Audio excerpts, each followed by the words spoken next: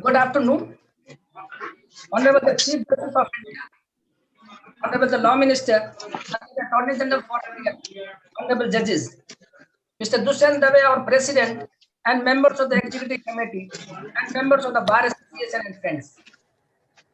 7 decades ago, our country adopted the Constitution, this remarkable document then consisting 395 articles and 8 schedules, took 2 years and 11 months of intense debate between 389 members of the Constituent Assembly to prepare. The Constituent Assembly embarked on this memorable task in India's start. Freedom was the aim, the Constitution given to us by the founding fathers and adopted by our democratic republic in 1950 has since become the pivot of our democracy. In this journey over the decades, the courts have played a stellar role on the sentinels of democracy. We are proud as a member of the bar to be stakeholder in the judicial system, which has stood to protect the rights of the people. They have been a beacon of hope to the many who have fought for the basic rights of man. In the constitutional scheme, the courts have given hope to every Indian and every person seeking justice with the clear and no call that no one shall go unheard. In its functioning, the judicial system has kept the constitution as its bedrock. Like all systems, we have had occasions where the court have occasionally filtered, for example, the ATM double case, but then this very court has remedied its faults by setting aside judgments in its opinion were incorrect or untenable. One of the greatest achievements of our people under the Constitution has been to maintain the secular path and the development of the nation. It is the spirit of freedom that we celebrate today. It is the solemn goal that we cherish and celebrate by. The Constitution is supreme and in its working and makes this country a shining example of freedom. We shall strive by these goals. With these few words, it is my privilege to welcome you all to this momentous function. Jai Hind. We welcome Honorable Mr. Justice Sharad Arvind Bobde, Honorable the Chief Justice of India, Honorable Mr. Ravi Shankar Prasad, Honorable Union Minister for Law and Justice, Communication, Electronics and Information Technology, Mr. K.K. Venugopal, Learned Attorney General for India, for being with us on this glorious and historic occasion. Please rise for the national anthem.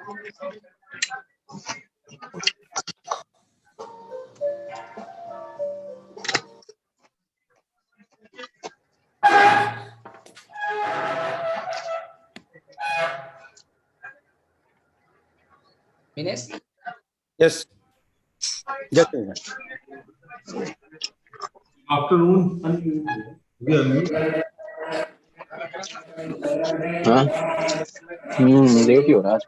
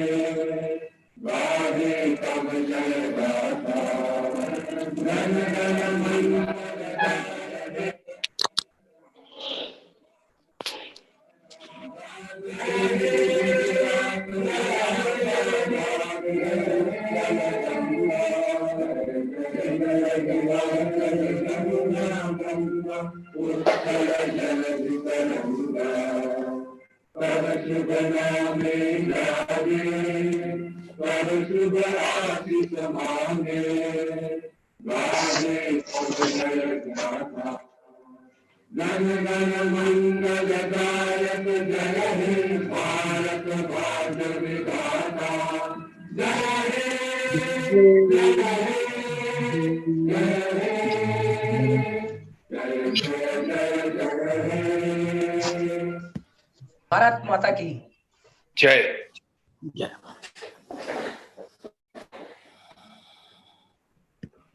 I now request Mr. Kailash Vasudev, Vice President, Supreme Court Bar Association to to kindly deliver his welcome address and read the Law Day Charter. Kalas.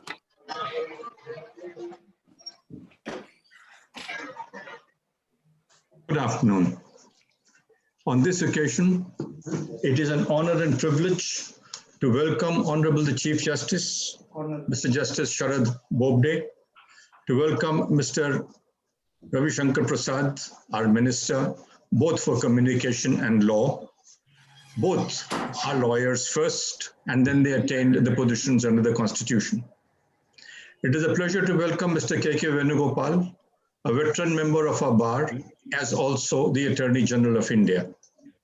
I welcome the Solicitor General, the Solicitor Generals, and the officers of the Government of India in the court, my members of the Executive Committee, Mr. Dushyant Dave, the office bearers, Ms. Rain, Mr. Rohit Pandey, Mr. Manish Dubey, and all members of the senior and other executives.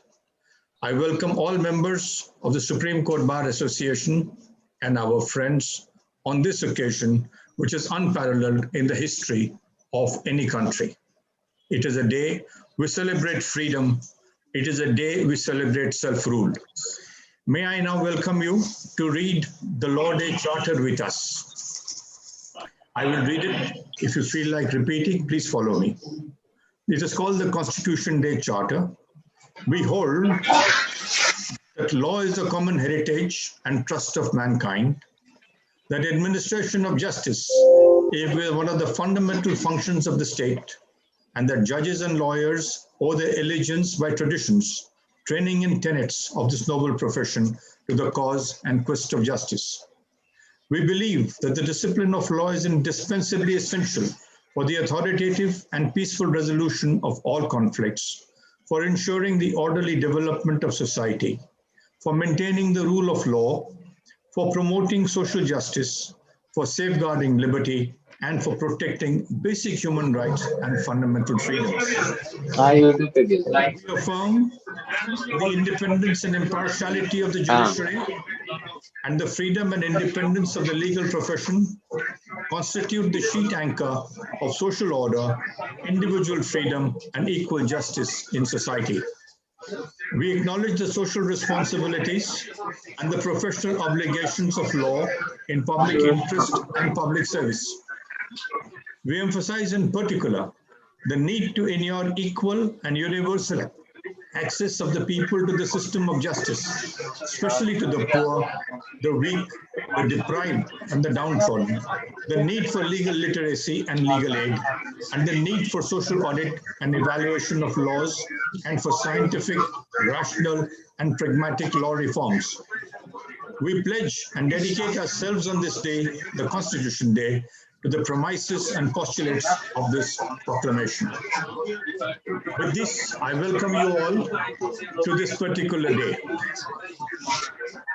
For me personally, it is an honor and privilege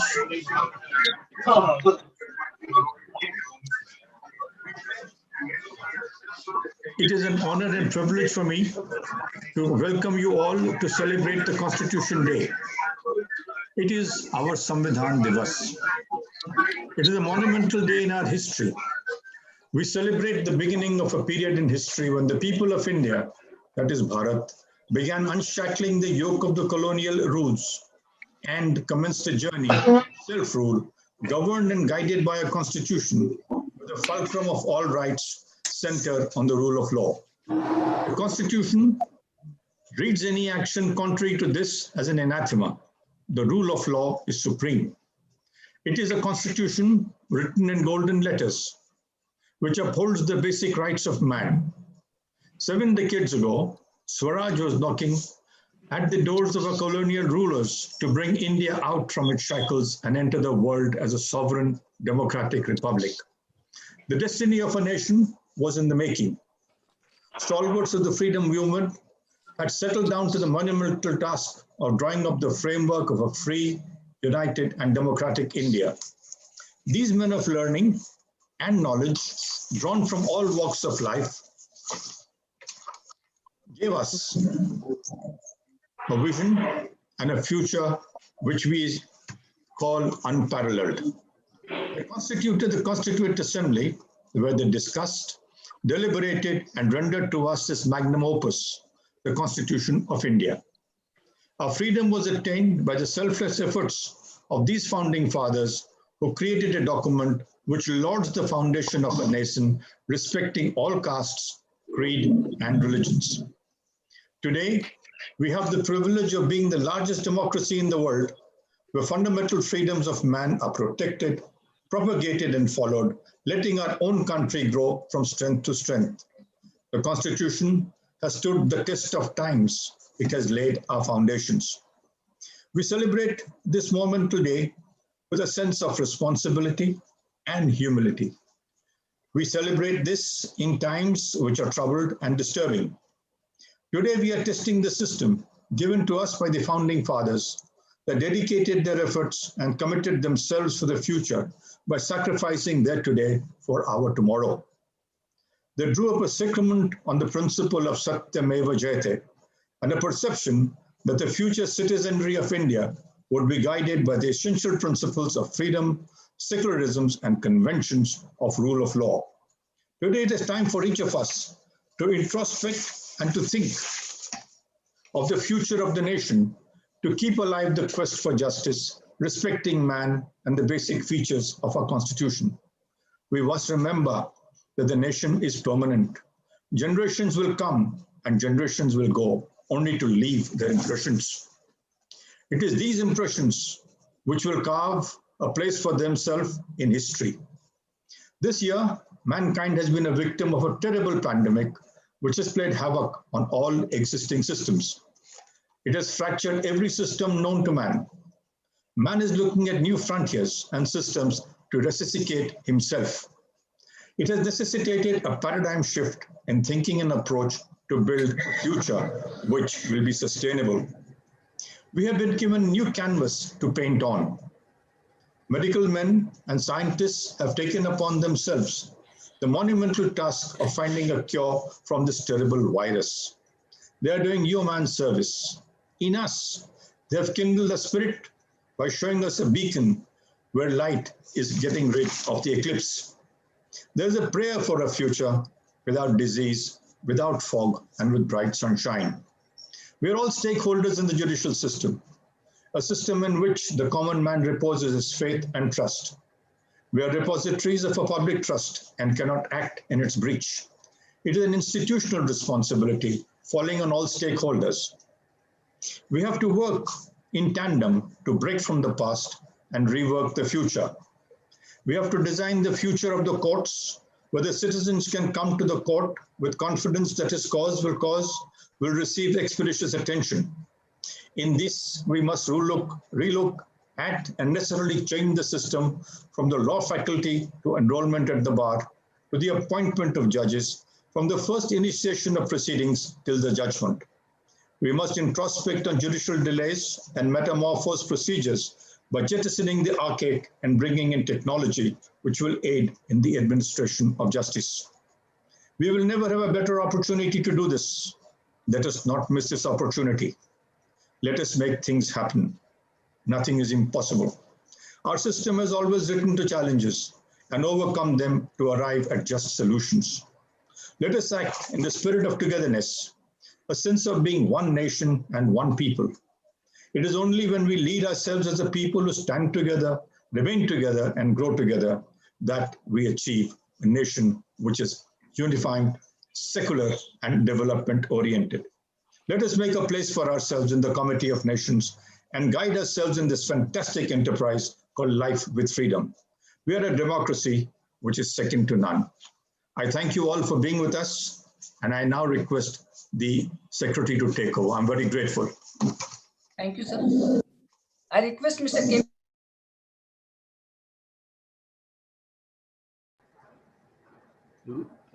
Sorry. Thank you, sir. I request Mr. K.K. Venugopal, London Attorney General for India, to kindly deliver his address. Honorable Chief Justice of India, Justice Sharad Arvind Bobde, Honorable Ravi Shankar Prasad, Union Minister for Law and Justice, President, Supreme Court Bar Association, Sri Dushant Dave, the Vice President, Sri Kailash Vasudev, members and office bearers of the Supreme Court Bar Association, Sri Tushar Mehta, the Solicitor General of India, and the law officers, my friends at the bar, ladies and gentlemen.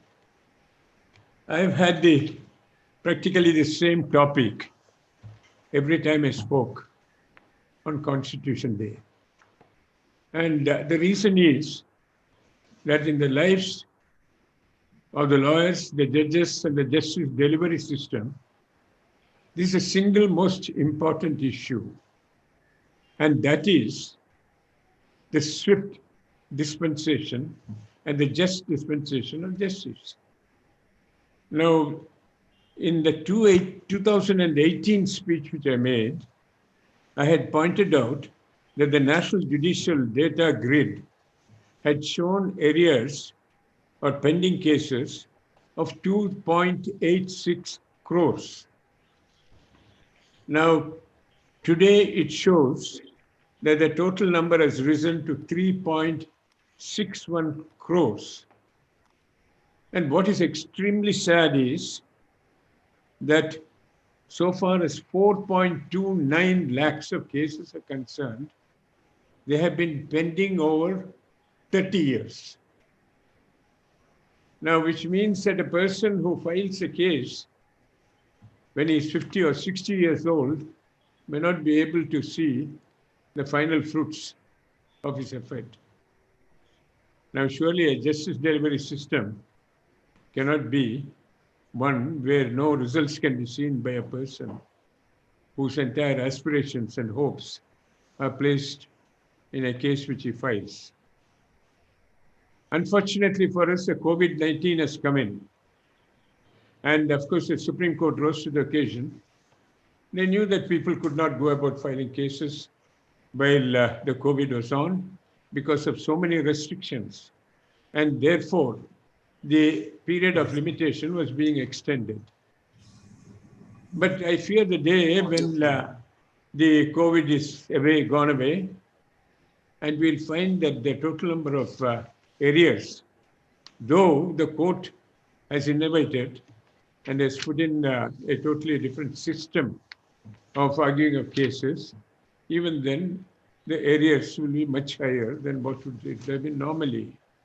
Now, we have innovated, the court has innovated, we are having video conferencing, and perhaps I'm hoping that we are going to have live streaming of cases as well.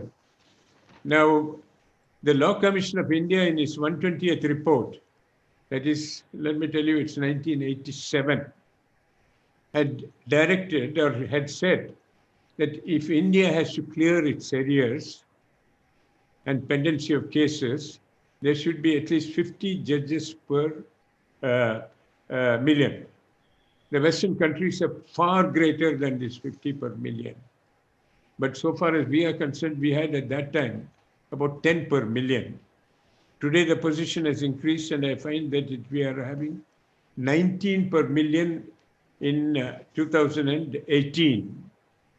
But the total strength of the subordinate courts is 20,558, while if the Law Commission's report has been followed and the Supreme Court of India has accepted it, the total number of judges should be 136,794. Let's look at the difference. 20,558 as against 136,794. Even this 20,000 cases strength has not been filled up. There's only 17,088. Of course, it's the state governments which will have to ensure that the subordinate judges are appointed, and obviously they have failed. Our judges are having a very daunting task. They spend long hours trying to read the briefs, and at the same time, longer hours still in writing the judgments. But the only way forward, according to me, is to relieve them of the work by distributing the work between the various courts and judges, and for which purpose the sanction strength of the judges will have to be increased. I think it's an urgent matter for the state governments to look into this problem. It's also for the Union of India to take on the responsibility of ensuring that the state governments fill up the vacancies in the subordinate courts. We have to remember that so far as access to justice is concerned, it's a fundamental right. The Supreme Court has declared so under Article 21. Now, of course, so far as the rich, the powerful, and the corporates are concerned, they will be able to stick out this 30 years. It made no difference to them. And it will be the shareholders who will get the benefit or the losses.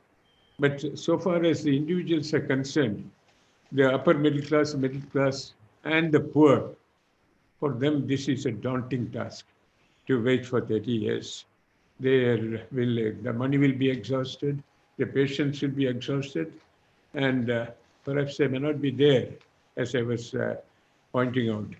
Therefore, is it not time that all of us, the members of the bar, the judiciary, the governments, and the central government, all of us pulled up our socks and we are able some or other to mitigate this terrible vacuum which is now existing in the country. And if we do not do so, people would believe that the justice delivery system is slowly collapsing. It is Dean Roscoe Pound who said in as early as 1906, quote, "We may look forward to a new future when our courts will be swift and certain agents of justice." In 1906, he was prepared to say that. But in 2020, I don't think, so far as we are concerned, we have been able to satisfy his hopes. And the time is to make the new future a priority. One of the foremost goals of our Constitution is access to justice for one and for all. Injustice on account of delay would be a threat to justice everywhere. And this is what Martin Luther King said.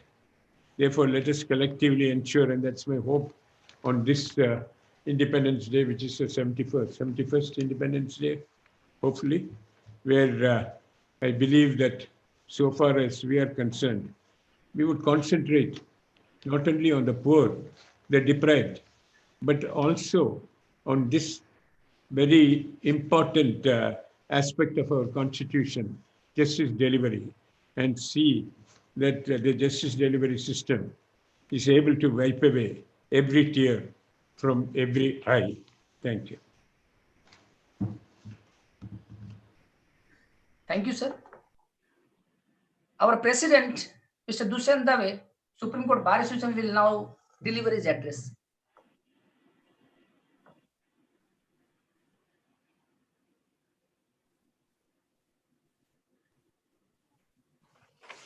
Thank you, Rohit. Honorable the Chief Justice of India, Mr. Justice Sharad Bobde, Honorable Minister of Law and Justice, Mr. Ravi Shankar Prasad, a dear friend and distinguished member of SCBA, Honorable Attorney General of India, Mr. K. Venugopal, the indomitable father figure of this association, Honorable Judges of the Supreme Court of India, Honorable former Judges of the Supreme Court of India, Honorable Judges of the High Courts and the subordinate courts, learned Solicitor General Mr. Tushar Mehta, his other law officer colleagues, Vice President Vasudev, Acting Secretary Rohit Pandey, other office bearers and members of the Executive Committee of the Supreme Court Bar Association, distinguished member friends of the Supreme Court Bar Association, the Supreme Court registry officials led by the Secretary General, the security staff, ladies and gentlemen, Namaskar. It gives me a great honor and pride to speak on this monumental day, which this Bar Association, under the leadership of late Mr. Dr. L.M. Singhvi, conceived decades ago for commemorating the birth of Constitution of India. We celebrated it all these years as the Law Day, We now call it the Constitution Day. According to our constitution, according to us, India, the Constitution is a sacred document as any other religious scriptures. It is therefore important for us, both judges and the lawyers, as also ordinary citizens, to remind us constantly about its significance so that we can all continue to revere it as much as possible. 26 November 1949 is one of the most historic days in the life of our nation and will continue to assume same significance for centuries to come. Adoption of the Constitution of India by the Constituent Assembly, consisting of some of the greatest Indians ever to be born, after deep and profound deliberations over 166 days, is truly the greatest of the achievements in the modern history of the world. Dr. Ambedkar described the Constitution very beautifully, and he said, and I quote, "The Constitution is a fundamental document. It is a document which defines the position and power of the three organs of the state, the executive, the judiciary, and the legislature. It also defines the powers of the executive and powers of the legislature as against the citizens, as we have done in our chapter dealing with fundamental rights. In fact, the purpose of their authority, the Constitution, was really to limit their authority, because if no limitation was imposed upon the authority of these organs, there will be complete tyranny and complete oppression. Legislature may be free to frame any law, executive may be free to take any decision, and the Supreme Court may be free to give any interpretation of the law. It would result in utter chaos." Unquote.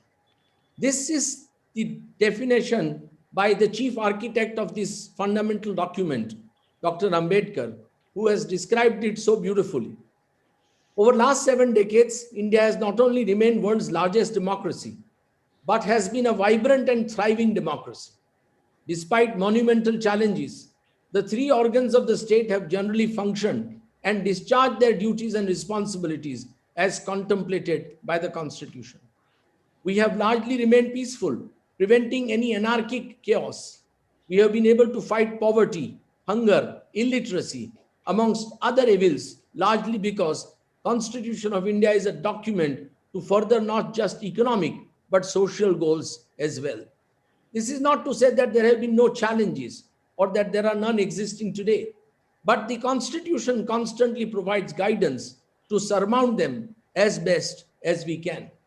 Most times we succeed, at times we fail, but then any society must face successes and failures from time to time. Truth is, our failures are not because the Constitution has failed. On the contrary, the Constitution has stood firm despite failures.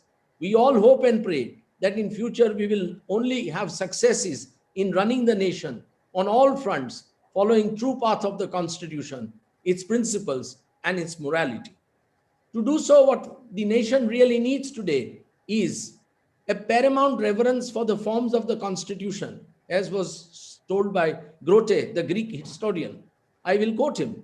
He said, "Enforcing obedience to the authority under and within these forms, yet combined with the habit of open speech, of action, subject only to definite legal control, and unrestrained censure of those very authorities as to all their public acts combined, too, with a perfect confidence in the bosom of every citizen, amidst the bitterness of party contest, that the forms of the Constitution will not be less sacred in the eyes of his opponent than his own."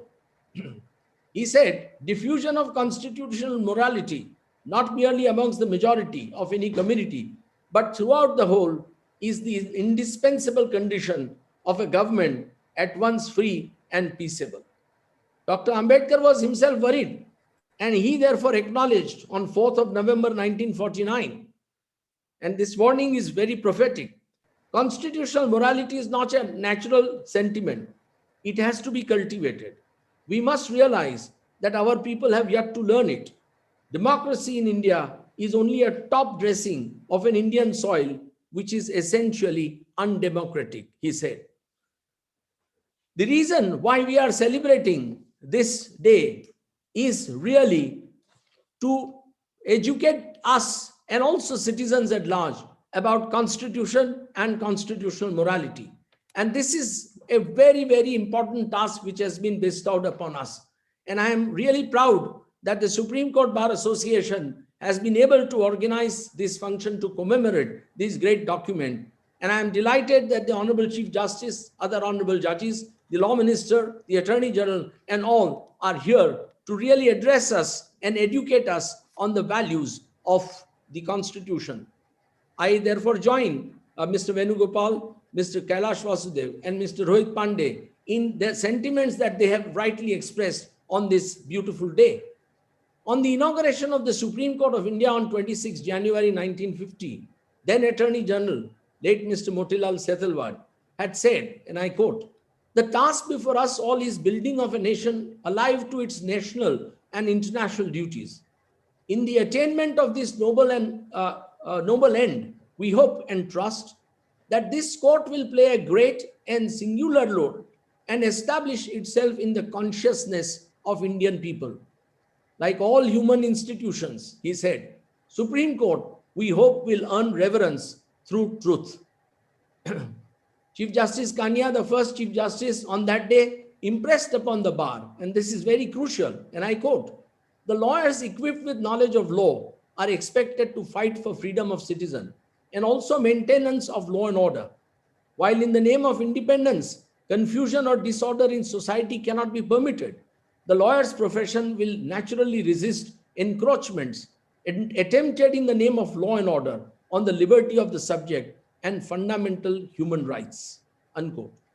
Bar and bench have worked together very hard in this direction to earn the respect of the nation, but they must strive harder to earn the reverence that Mr. Sethalwad spoke about. But we can take great satisfaction in the fact that the custodian of the Constitution, the Supreme Court of India, and the bar have together contributed immensely in this regard.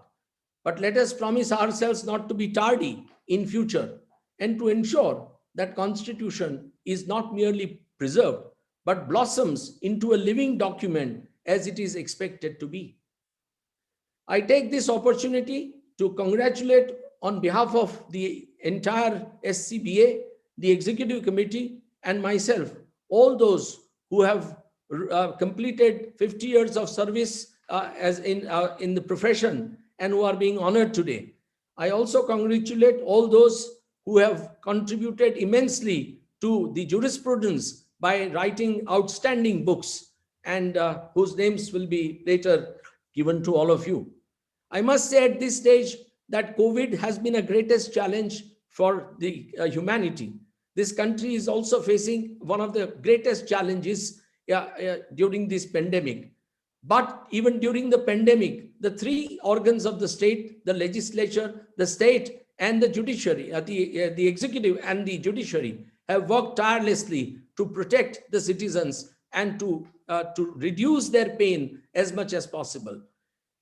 The Supreme Court Bar Association has also contributed in this regard to a great extent. And it is a matter of great pride that my executive committee has worked tirelessly in this direction to help our needy members. On behalf of Vice President Mr. Kailash Vasudev, Acting Secretary Mr. Pandey, other office bearers, and members of the executive committee, and on behalf of all the members of this great association, I greet you all on this auspicious and joyous occasion. Long live Constitution of India. Thank you very much. Thank you, Dave sir. I request Honorable Mr. Ravi Shankar Prasad, Honorable Union Minister for Law and Justice, Communication, Electronics and Information Technology, to deliver his address and present his views. Honorable the Chief Justice of India, Shri Bobde, other very distinguished Honorable Judges of Supreme Court, Attorney General Mr. K.K. Venugopal, the distinguished President of SCBA, distinguished friend Dushyant Dave, Vice President Kailash Babu, my other distinguished friends, other office bearers, Solicitor General Mr. Tushar Mehta, other law officers, my greetings to all of you. We are indeed meeting during very challenging time. a virtual celebration of the Constitution Day is perhaps the first Dushyant, if I recollect correctly. This by itself an indication of the challenging times we are in. A physical interaction has been the norm, but today digital interaction has become the norm. Yes, as you rightly pointed out, very challenging times. In spite of all these challenges, the center and the state, the civil society all contributed.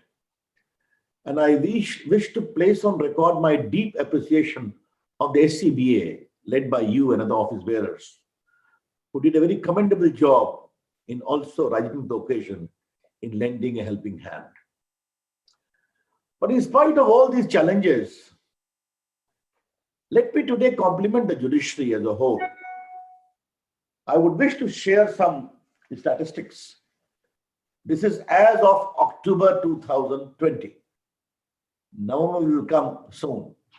The Supreme Court has heard and disposed of, or in the process of hearing, close to 30,000 cases digitally. The High Courts of India have heard 13.74 lakh cases digitally. And the District Courts of India have heard 35.93 lakhs digitally. This has been the digital profile of hearing of cases. And I was given a very interesting statistic this morning. We have set up 9 virtual courts all over the country to hear traffic violation cases. They have disposed of 31 lakh cases and raised a fine of 123 crores. Therefore, in spite of these challenging times, the digital interaction of justice delivery has been quite satisfactory. I would always admit there is scope for improvement. But today, when we are celebrating the founding day of our Constitution, it is quite appropriate to recall certain very challenging factors existing when our Constitution was enacted. And I take this opportunity to salute our founding fathers, men of extraordinary caliber, foresight, and they were truly statesmen. For my young friends of the bar, I need to remind you, India was partitioned on the ground of religion. Close to 3 to 4 million people have been displaced. More than 1 million have been killed. In spite of these provocative atmosphere, what our founding fathers decided, India will be a democracy. India's polity, India's governance will be through the democratic path. They gave the right of franchise to ordinary Indians. And they trusted the independence of judiciary to really address the concerns and uphold the freedom of individuals. There were people, leaders, who thought for very rightful reasons that India must also become a theocracy, like Pakistan has become. But they said, no, India will be a country where the state will have no religion. But people will, of all faith will have the right to practice their religion freely. Now, when I see the march of India's constitution in the last 70 years, I would like all my friends to remember that all the challenges which could arise anywhere in the world arose in India. And those were from religion to language to caste to community to whatnot. The country was in turmoil during many of these challenges. But there was the judiciary which came with judgments which the entire country accepted, the people accepted, and a constructive way out was found. And therefore, today I always say why the court is important, why the Supreme Court is important. Not only as a beacon of liberty, not only as an institution which has reinforced the nobler instincts of the Constitution, but as an institution which the people of India trust. And this element of trust is integral to a democratic governance. We need to always remember that. Yes, there will be a problem. Why not? A country of the size of India. But I've always said rights are important, duties are equally important.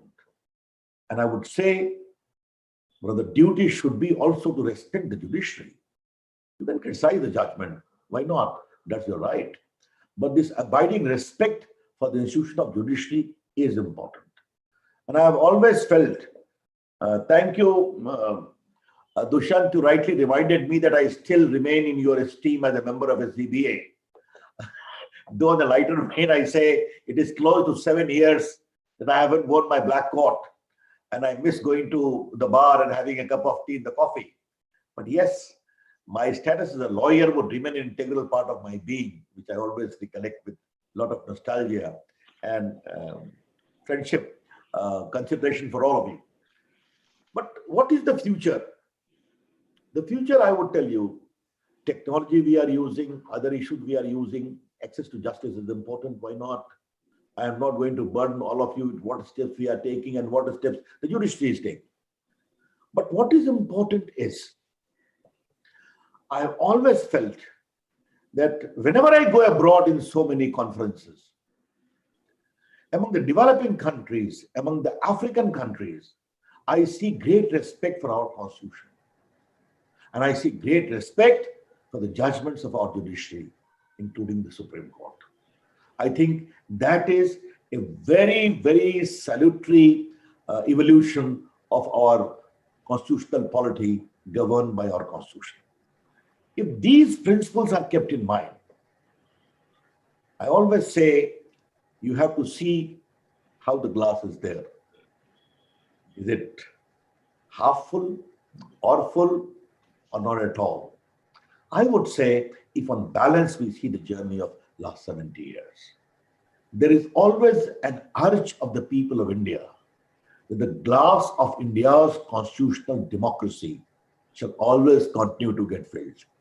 That I think is the very salutary experience which I have noticed as an activist also. Kindly see the democratic part, the last part I would like to deal here. In the entire country, people of India know who they are and what they owe to themselves. A country of the size of India's 130 billion, where ordinary people know I can unseat any leader, however powerful, by my vote, is not an important achievement. Therefore, the trust of the founding father in the political wisdom of ordinary Indians, regardless of his caste, creed, religion, or income or education, has really shown great results. I've always felt these salutary aspects need to be retold, particularly for the young members of the bar, so that they carry on this legacy with greater commitment in the march of our constitutional polity. Thank you. My greetings to all of you. Namaste. Thank you, sir. I request Honorable Mr. Justice Sharad Arvind Bobde, Honorable the Chief Justice of India, our chief guest, to kindly deliver his address. Mr. Ravi Shankar Prasad, the Honorable Minister for Law and Justice, Mr. K.K. Venugopal, the Attorney General for India,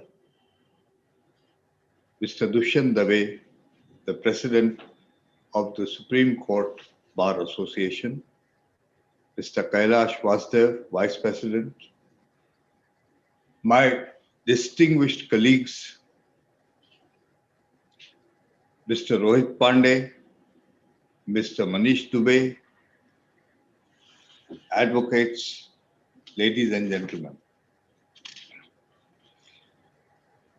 Earlier this year, the whole world was struck with the tragedy of the coronavirus,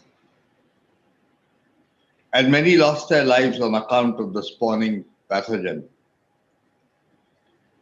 It is a platitude that courts of law like every other public institution, have encountered unprecedented challenges on account of the corona pandemic.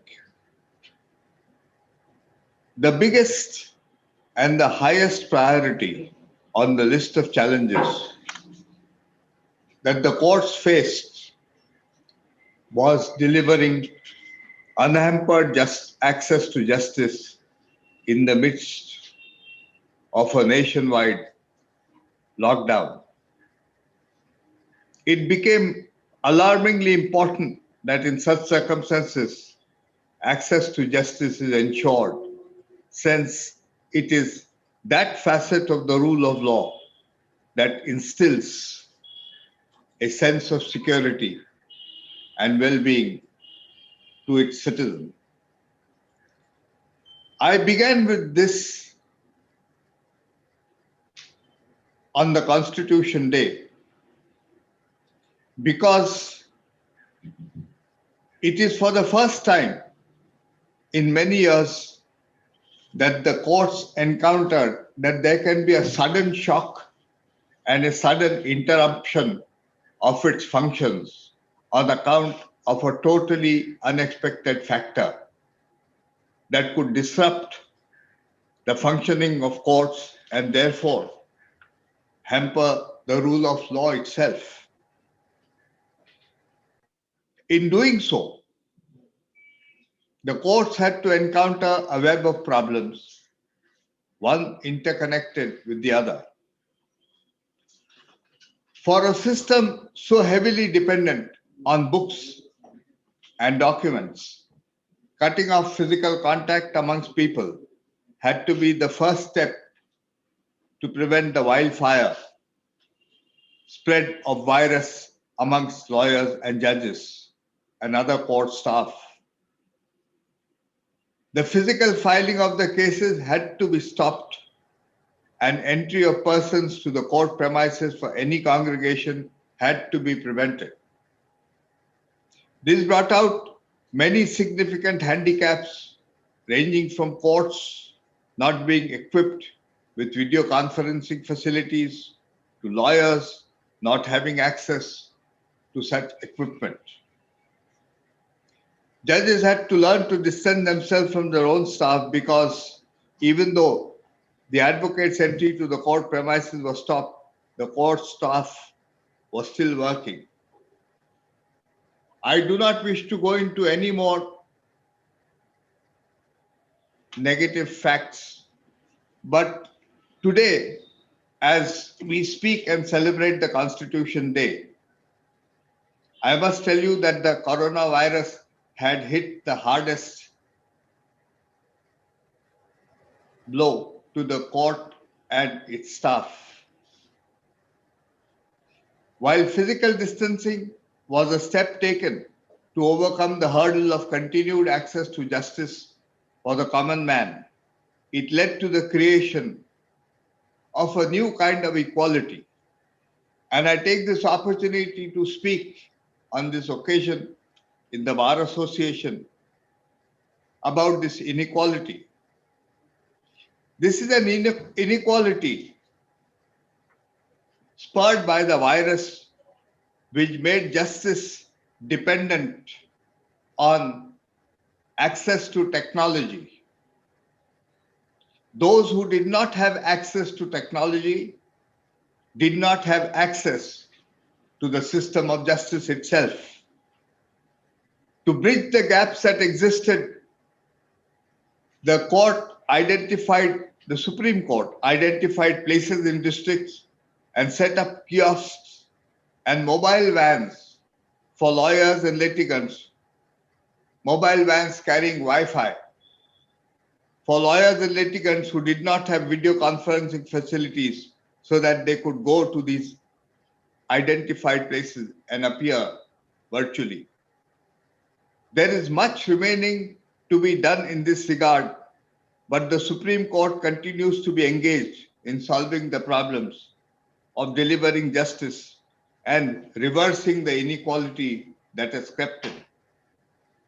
I must, on this occasion, acknowledge the solid support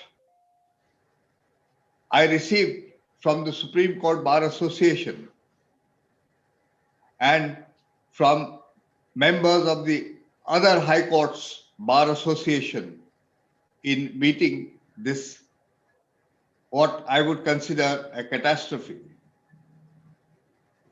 Please remember that we have in fact generated an inequality which will soon be removed. It is very, very unfortunate to visit the districts in India, which I have done as Chief Justice, and to be told that for a large section which does not have access to technology, the courts do not simply exist. For the members of the bar, the result of the pandemic has been interesting. Whereas earlier advocates went physically to different appear in the courts of that jurisdiction, now the advocates can do so by simply shifting from one chair to another, which has a different computer in front of it. Many senior advocates have set up multiple computers, each connected to different courtrooms, and with a mere shifting from one screen to the other, can connect to various courts in this country. This increased access has led to an exponentially enhanced opportunity for these lawyers, but there are also those who have suffered due to the lack of access to such facilities. Time and again, I have been told by junior lawyers that they have found themselves greatly disadvantaged because they are briefless without physical courtrooms. Even in ordinary times, contrary to popular perception, legal practice is a steep uphill climb for most lawyers.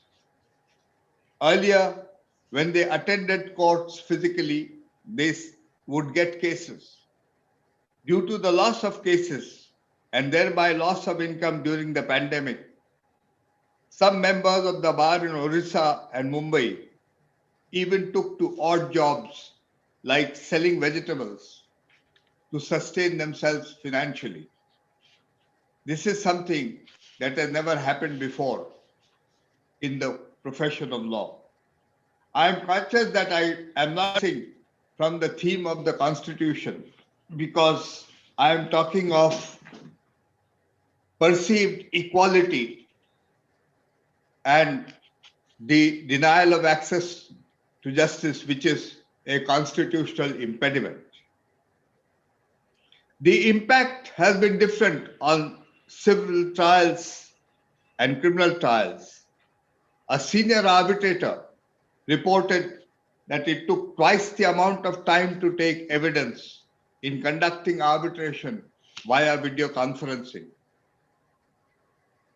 This video conference is something which we have got used to, but it still feels slightly unusual to us, and not everybody is comfortable with a virtual hearing.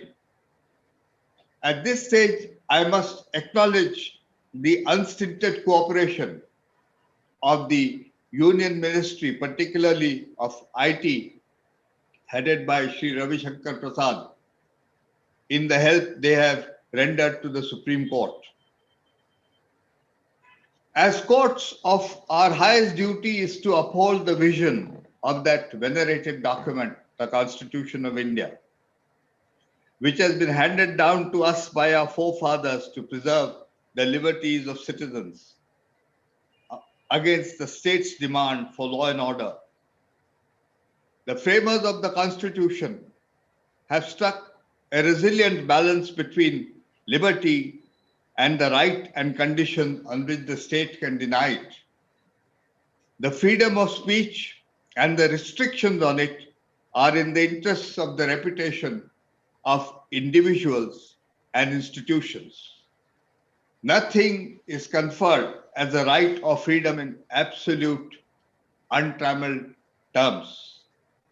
I agree with what Dushyant Dave, the president, said, that the constitution has been framed by possibly the greatest Indian minds that worked then.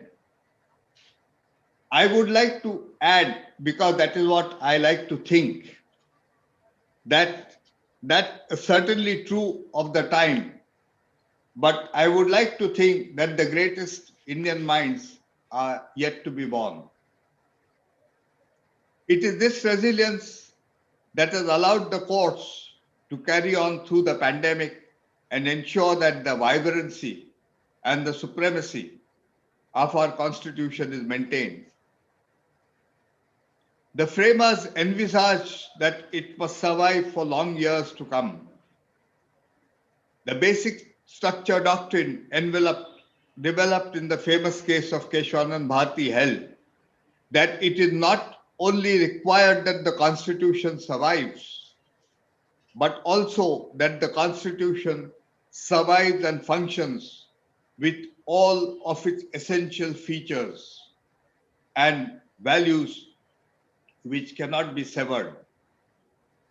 Many scholars refer to this as resilience in its thickest sense, because the constitution not only survives major attacks and challenges, but also remains true to its central mandates and values, thereby maintaining its essence as the country travels through troubled waters, and indeed has traveled through troubled waters over years. The respect for the judiciary as an institution is respect for our shared concerns of upholding the rule of law. The judiciary has been entrusted with the interests of balancing the interests of the state and the freedoms granted by the Constitution to the people. It has, to a large extent, operated on the wisdom of the old saying, while balancing rights, that the right to swing your arm ends where my nose begins. Not just during the pandemic, over the years, the judiciary has worked through conditions which are truly adverse. It has moved through different phases, but its commitment to improving access to justice has remained constant. I don't know how many from the Supreme Court bar have seen courtrooms where judges have delivered justice sitting in verandas. Advocates carry out their practice sitting on wooden boxes. There was a time when I know of a session judge who had cases of powerful offenders belonging to organized gangs on his board, but he had no choice but to travel by local trains, feeling completely at the mercy of whatever might happen. Here I must say that the executive has admirably responded to the plight of judges. The pay scales have drastically improved, and district judges have now laptops and cars, and if necessary, physical security. In upholding the Constitution, myriad problems arise in a nation of perplexing diversity. I dare say that the judiciary has proven equal to the task. It is with some sense of achievement we say that the Supreme Court of India was not locked down even for a day. This is particularly important because a huge percentage of matters involve fundamental rights and the protection of more vulnerable members of our community, especially older persons, the victims of domestic violence, and in general, all those who need it. I must acknowledge what the learned Attorney General pointed out with great accuracy, the problem of pendency of cases. I am sure we all know, and certainly the learned Attorney General, who has possibly the highest experience of anybody in this congregation, knows that the best minds in the judiciary and the bar and sitting in law commission have dealt with this problem of arrears and have not been able to really contain it over a period of, say, maybe 60 years. That is when the problem arose. I am not diffident, and neither would I like to sound pessimistic, but I think it is high time that we resorted to some system like that of pre-litigation mediation, which has the force of a decree. It is something which I believe will work and is probably the only thing which is going to contain this pendency, especially the huge pendency that is going to arise as soon as the lockdown is lifted. Pre-litigation mediation is something that would work because it addresses disputes before litigation begins. And we all know that every dispute does not require learned arguments or application of constitutional principles. The learned law minister and I have discussed this matter at one stage, and I do hope we find a solution in this direction as soon as possible, because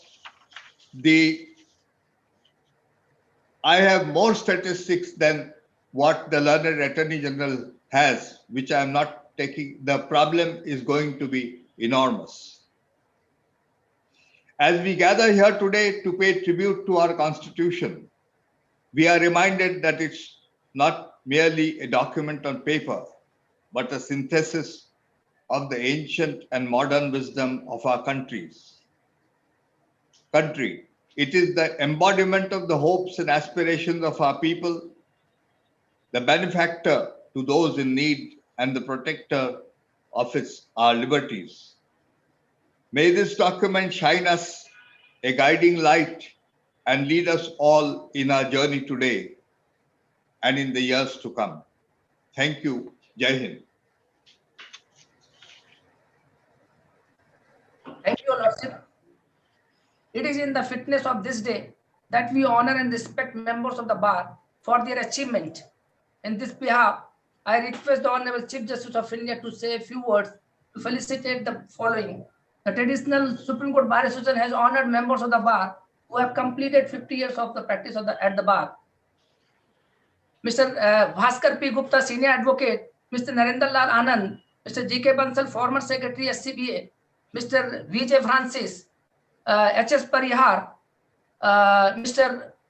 Subodh Markande, Senior Advocate, Mr. Urmila Sirur, Mr. Manoj Swarup, Mr. Subhash Chandra Bhuttan, Mr. Asutosh Patra.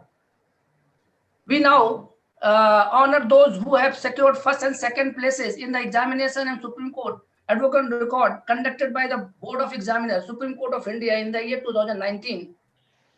We congratulate Ms. Tahira Karanjawala, Advocate Record, for standing first and getting gold medal from the Board of Examiners for the Advocate Record of the Supreme Court of India. A check of rupees 25,000 and trophy on behalf of the O.P. Malhotra Award.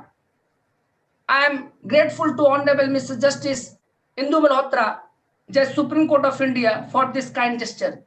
A running trophy as topper in the Advocate Record examination. A check of rupees 51,000 on behalf of the family of late P.R. Kumar Mangalam, Senior Advocate, and also a certificate on behalf of the Mukesh Goswami Memorial Fund. We congratulate Mr. Namit Saxena, Advocate Record, for standing second and obtaining silver medal from the Board of Examiners for the Advocate Record of the Supreme Court of India. a check of rupees 25,000 and trophy on behalf of the O.P. Malhotra Award. I am again grateful to Honorable Miss Justice Indu Malhotra, Justice Supreme Court of India, for this kind gesture, and also a certificate on behalf of the Mukesh Goswami Memorial Fund. We honor of the members of the bar who have written books by presenting each one of the authors a trophy and certificate of appreciation. These members are Mr. Aruneshwar Gupta, Senior Advocate, Mr. Deepak Bhattacharya, Mr. Virag Gupta, Mr. Abhimanyu Bhatnari, Mr. Achal Kumar, Mr. Gaurav Kumar, Mr. L.K. Thakur, Mr. Dr. Charu Ali Khanna, Miss N.S. Napinai, Mr. Parsul Kumar Misra, Mr. Shankar Chabra, Miss Akriti Jan Chabra, Mr. Kush Kalra, Mr. Jose Abraham, Mr. Shiv Kumar Suri, Mr. Sikhil Suri, Mr. Tarun Jain, Mr. Pawan Duggal, Mr. Milind Kumar, and Mr. Namish Saxena, Ms. Deepika Basist, Ms. S.K. Sarma, Dr. Karnika Seth, Mr. Anil Bhaskar Bobde. I now request Honorable the Chief Justice of India to felicitate these members to say a few words. I join the Supreme Court Bar Association in extending my hearty congratulations to all those persons who have been named in the honors list, and I wish them greater success in the years to come. Congratulations. Thank you, Chief Justice. Thank you, sir. Special thanks to Mr. Minesh Dubey Tejar for organizing the function on Zoom platform. I request Ms. Samsaravis Rain, Joint Treasurer, to give her vote of thanks. The Supreme Court Bar Association has been proudly celebrating Constitution Day for decades. This year too, in accordance with our traditions and conventions, we are celebrating Constitution Day today. This function is being held online on the Zoom platform in the circumstances created by the pandemic following the outbreak of the coronavirus. We are extremely grateful to Honorable Mr. Justice Sharad Arvind Bobde, Honorable the Chief Justice of India, for accepting our invitation to preside over this function. I thank Honorable Mr. Ravi Shankar Prasad, Union Minister for Law and Justice, Communications, Electronics and Information Technology, for accepting our invitation for being guest of honor of this function. I wish to take this opportunity to request Honorable Ravi Shankar Prasad sir and my Lord the Chief Justice of India to create history by appointing more women judges and promoting transgender, the so-called alien on earth and the most neglected gender in the world in legal field, so that some years later we could have a transgender judge. I also wish to request that the oath commissioners who play a vital role in functioning of judiciary, against whose signature, except jail petitions, no case can be filed, be given their due credit and importance, and they are not compelled to sit under a tree by providing them a proper space to sit in all the courts all over India. I also wish to request Honorable Ravi Shankar Prasad sir to create such a software for marking of government matters to panel advocates so that lawyers don't have to pay any monetary benefits to such clerks and young lawyers are not left briefless. I thank Honorable Judges of Supreme Court of India, Honorable Retired Judges of Supreme Court and Honorable Judges of Supreme Court for gracing the occasion. I thank Learned Attorney General for India, Learned Solicitor General of India, learned law officers, senior advocates, senior members of the bar. I thank COVID-19 to come into our lives to make us realize the importance of healthcare, family, mental health, technology, and nature. It has not only taught us the importance of donating in hospitals, then to any religious places, but also that it is our duty to take care of nature and protect it in the best possible way. Hence, it is necessary to make more stringent laws to protect the earth and amend our constitution by adding few more articles similar to and specifically Article 5, Section 3 of the Constitution of the Kingdom of Bhutan for environmental sustainability. It has also taught us that we don't need more masjid, gurudwaras, church or mandir, but more hospitals, and not only the education should be free, but also the medical facilities should be completely free. It has also taught us importance of Swachh Bharat, and now request Mr. COVID to leave our lives permanently for good. I want to request, I thank the Secretary General and other registrars of the Supreme Court of India. I thank print and electronic media persons. I thank Mr. Dushyant Dave, President, Mr. Kailash Vasudev, Vice President, and entire Executive Committee of Supreme Court Bar Association for working tirelessly in these difficult times and managing all SCBA affairs so smoothly. I especially wish to thank Mr. Rohit Pandey, Acting Honorary Secretary, who recovered from COVID yesterday and joined us here today. I thank office bearers and members of the Executive Committee of SCORA, other distinguished guests and respected members of our bar for gracing the occasion. I thank SCBA staff and Supreme Court Registry staff for their cooperation. I also thank and congratulate members for their achievements, all respected members who have completed 50 glorious years at the bar, and those who have written legal books, and Ms. Tahira Karanjawala and Mr. Namit Saxena, who have secured first and second ranks in the AOR examination 2019 conducted by the Supreme Court of India.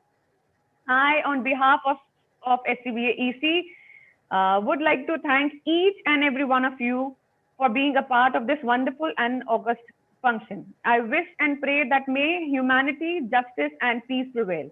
Thank you for being with us and making this function a success. Have a wonderful, safe, and healthy year ahead. Khuda Hafiz, Namaskar. Good day.